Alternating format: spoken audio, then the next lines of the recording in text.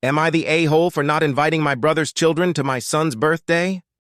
My brother Brian's two children, Matt, 14, and Stacy, 16, are really obnoxious towards the other children in the family. Matt is very rowdy and rough when playing with other children, while Stacy is really mean and critical. With them around, there's almost always a guaranteed crying child at the end of the day. They're basically just bullies, and all the other children dread their visit. Me and my other siblings have asked Brian and his wife to address this issue, but they always dismissed it as kids being kids every time.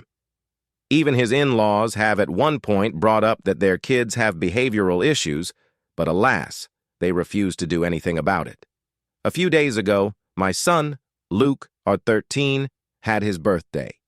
When we were planning for it, before even asking for gifts, the first thing Luke asked for was to not invite Matt and Stacy.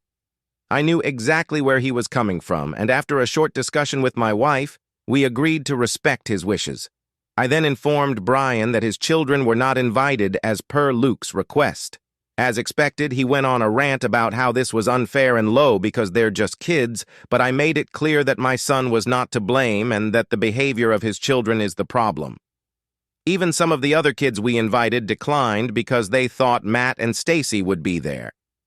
The conversation ended with Brian being mad and promising not to invite us or any of my kids to anything. Nevertheless, we still had the birthday despite his attempts to complain about me to other family members.